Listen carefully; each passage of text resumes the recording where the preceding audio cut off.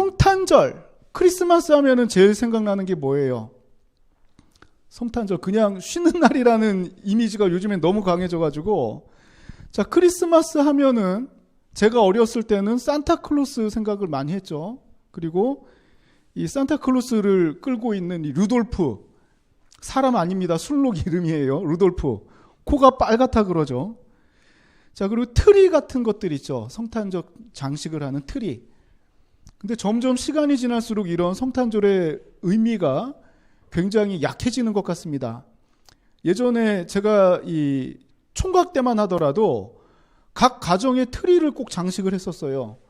그 불도 막 붙여놓고 이 그 나무를 사다가 항상 장식을 하고, 그 크리스마스가 지나면은 요걸 또 다시 그대로 포장을 해서 1년 뒤 크리스마스 때 다시 트리를 장식하곤 했습니다.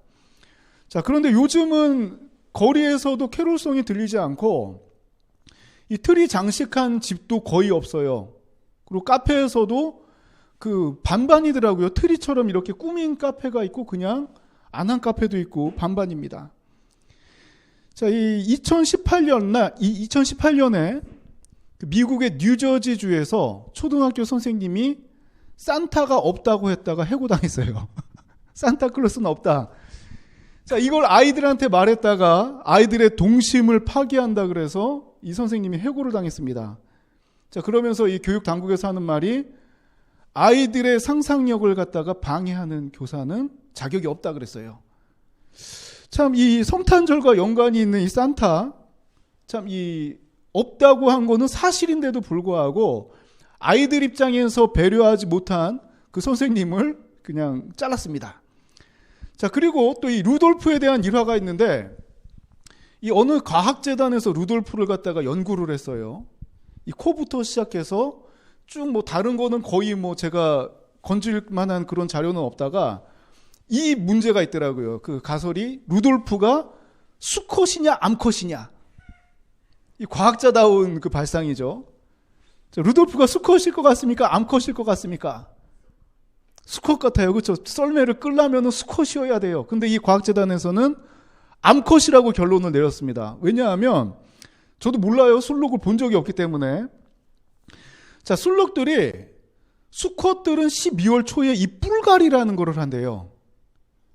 이 막 그 암컷들을 유혹하고 또 암컷들을 차지하기 위해서 둘이 막 싸우다가 이 12월 초면은 뿔갈이를 해서 수컷은 뿔이 없다고 합니다. 그런데 이 과학재단에서 발표한 걸 보면은 루돌프는 뿔이 굉장히 이 풍성하다는 거예요. 그렇기 때문에 암컷이다. 그 술록은 암컷, 수컷 다 뿔이 있다고 합니다. 그래서 참 이 정답이 암컷이라 그래서 참 재미가 있더라고요.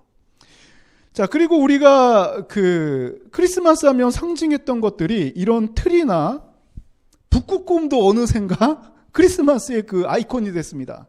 북극곰. 요즘에는 또 안 나오죠.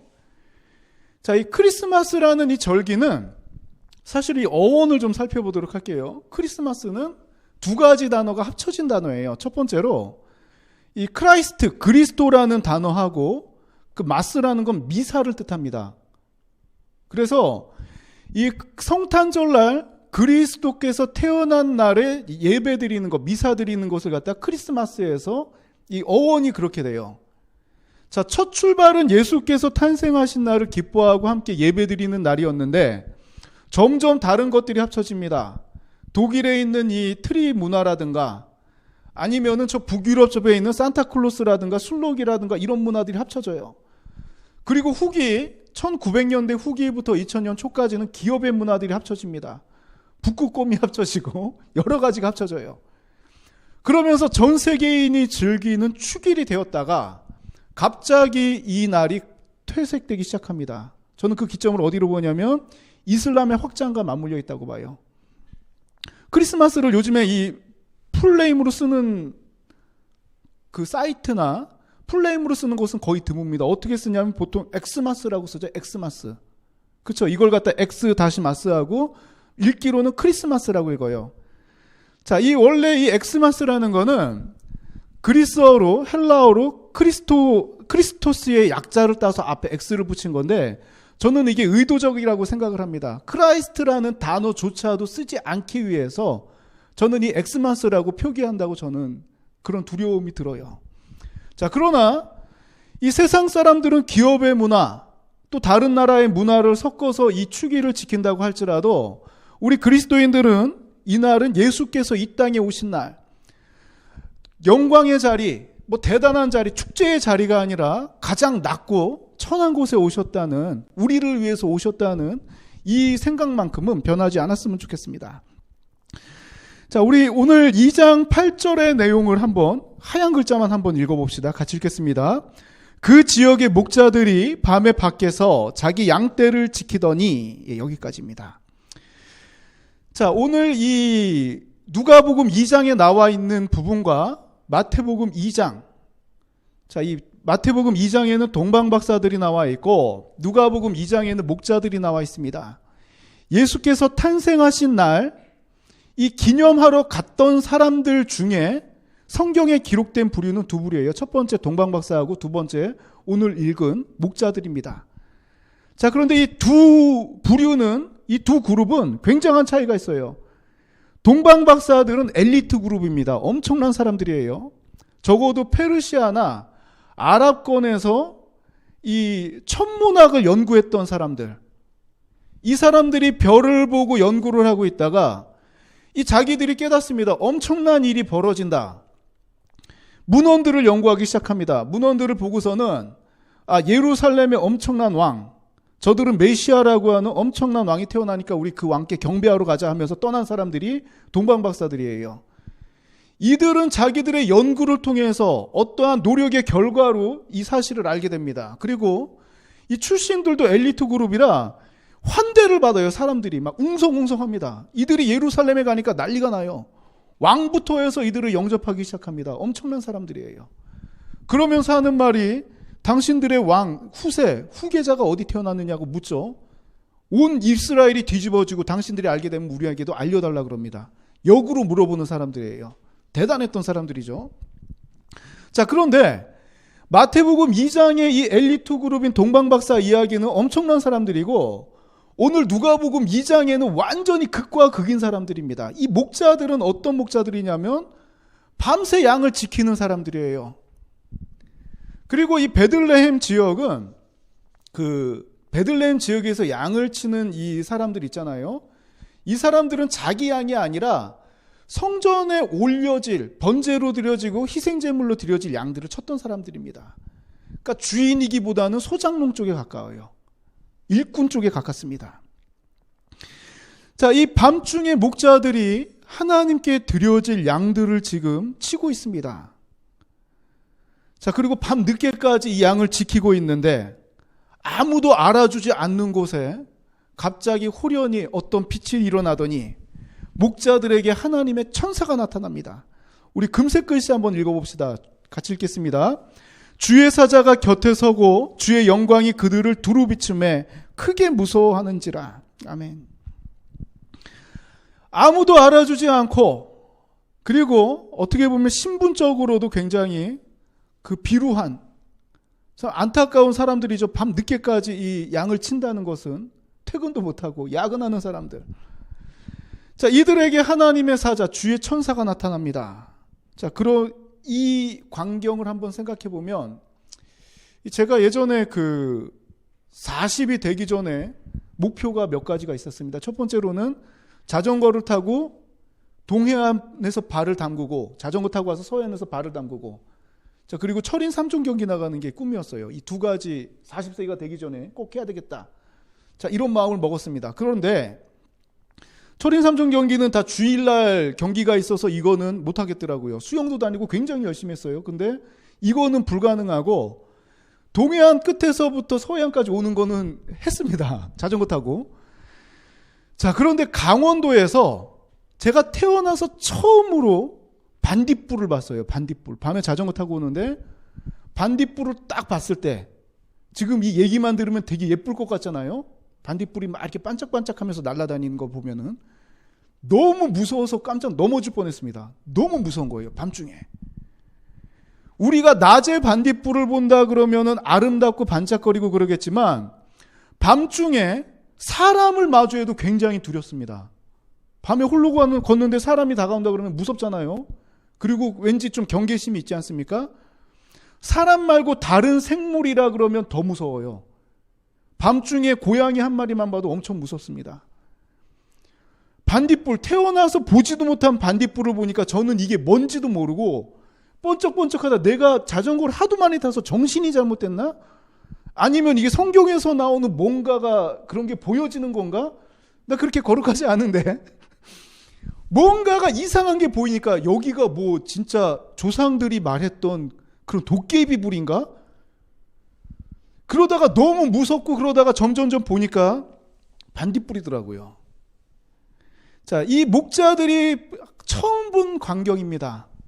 이제까지 자기들을 챙겨주는 사람들도 없었어요. 항상 양만 돌보던 사람들이 밤중에 빛이 비칩니다. 이거는 초자연적인 현상이에요. 경험하지 못했던 빛이 비춥니다. 그리고 이거는 일반 생물이 아니에요.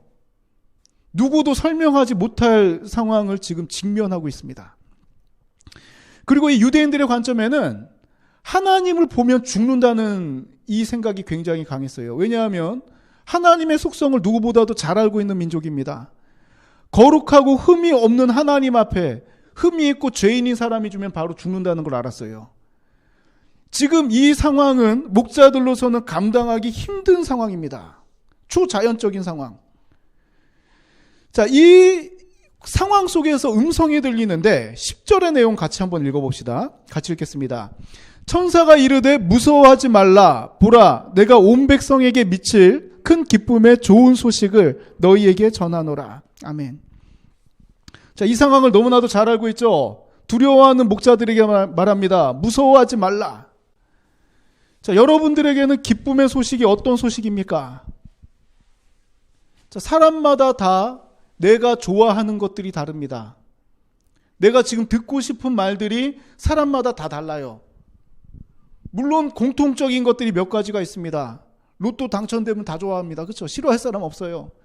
로또 당첨된 거 싫어하는 사람은 거짓말하는 사람이라고 저는 생각됩니다. 그리고 뭔가 뛰어나고 대단한 거 하면은 좋아하는 거는 맞겠죠. 그러나 사람들에게 어떤 게 좋은 소식입니까? 라고 물어보면 전부 다 다릅니다. 원하는 바가 다르기 때문이에요. 목자들에게 있어서 좋은 소식도 다 달랐을 것입니다. 거기 목자가 몇 명이 있었는지는 모르지만 어떤 목자는 자녀가 없습니다. 자녀가 태어나게 해주세요. 어떤 목자들은 이제는 그만 양치고 싶습니다. 다른 일을 하고 싶습니다.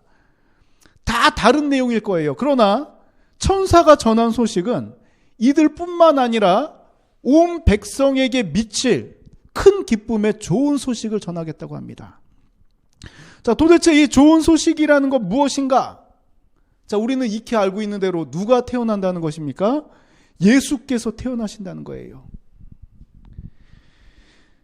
자, 이 온 백성에게 미칠 가장 큰 기쁨의 좋은 소식을 처음 들었던 사람들은 누구였냐면 밤이 늦도록 내 양은 아니지만 그래도 내가 책임을 지고 내 일에 최선을 다했던 사람들.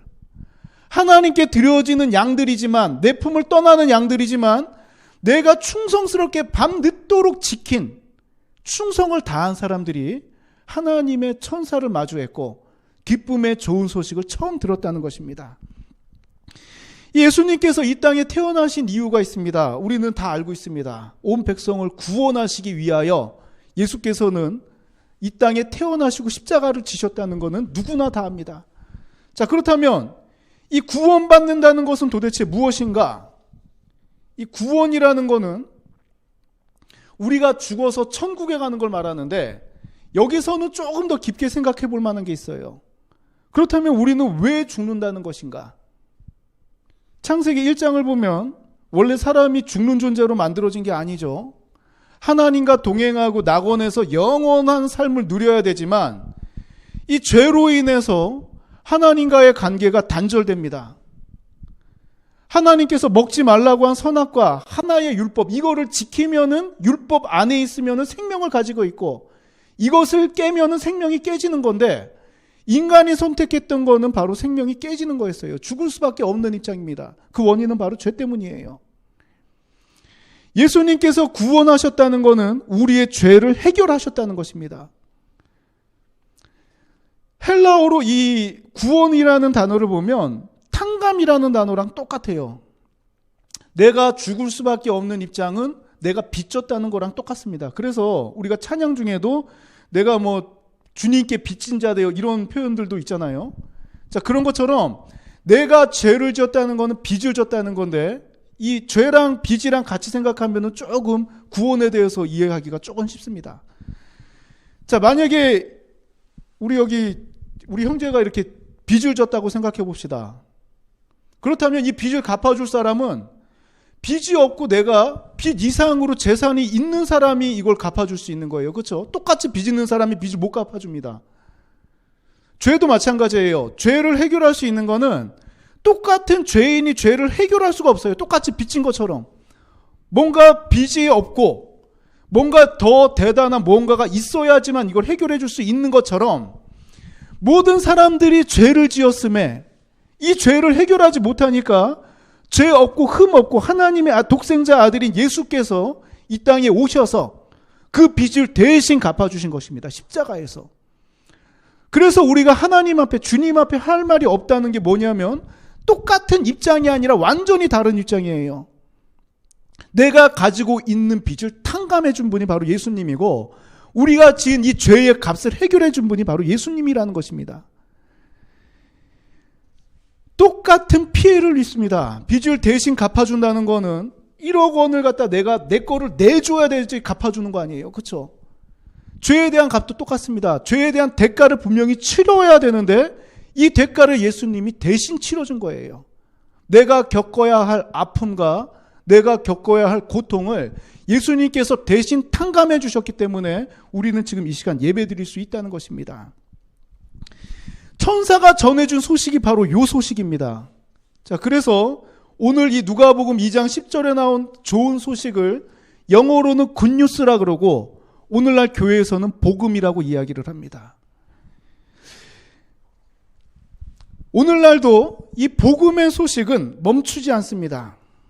시간적으로 우리는 현재를 살고 있지만 예수께서는 지금도 낮고 천한 곳에서 최선을 다하는 사람들, 내가 이전까지 동방박사들은 연구해서 하나님을 알았지만 내가 지금 주님의 예배하는 동떨어진 장소에서 하나님을 모르는 장소에서 있더라도 하나님께서 원하시는 것은 계속해서 이들을 구원하시기를 원하시고 이들에게 좋은 소식이 선포되기를 원하십니다. 또한 이렇게 안타까운 심령들을 주님께서는 찾아와 주시고 이들을 구원의 반열로 이끄시기를 원하십니다. 오늘날 이 역할을 감당하는 사람들, 천사의 역할을 감당할 사람들은 먼저 주의 은혜를 입고 바울의 표현처럼 먼저 내가 하나님께 은혜를 받고 은혜의 빚진 자 되어 주님의 손과 발이 되는 그리스도인들을 통해서 이 복음의 소식이 전파되어지기를 원하신다는 것입니다. 자, 우리의 삶이 최고의 모습은 아닐 것입니다. 누구나 지금 현재의 모습이 최고의 모습은 아닐 것이에요. 그러나 내가 처한 환경에서 최선을 다하는 사람, 하나님께 드릴 양을 준비하였던 목자들과도 같이 하나님께 나의 삶을 드리며 나아가는 사람들, 우리가 하루하루 언제 하나님의 은혜를 체험할지, 자, 오늘 시간이 지날수록 더 그리스도인들이 경건 생활을 유지하기가 힘들어지지 않습니까? 유혹과 시험이 하도 많다 보니까. 또 요즘에는 냉대라는 것도 생겼잖아요. 그리스도인들 보면은 무시하고 이런 것들이 그 냉대를 통해서 나타나지 않습니까? 이런 환경 속에서도 끝까지 충성하는 사람들에게 말씀이 임하고 하나님의 축복이 임하리라 저는 믿습니다. 오늘 우리를 위하여 이 땅에 오신 예수 그리스도, 그 낮고 천한 나에게 찾아오신 예수님께 감사하고 또 예배드리는 모든 심령들에게 하나님께서 임하시고 모든 사람들이 찬양으로 이 목자들이 찬양 드리며 경배하러 주님 앞에 나아갔던 것처럼 우리의 삶들도 정말 이제는 아프고 힘든 삶이 아니라 하나님께 찬양하고 기쁨으로 영광 돌리는 삶이 되기를 소망합니다. 자, 이 2021년 마무리 잘 하시고 2022년에는 하나님께서 주시는 축복을 더 많이 누리는 우리 삼동교회 성도님들이 되길 원합니다.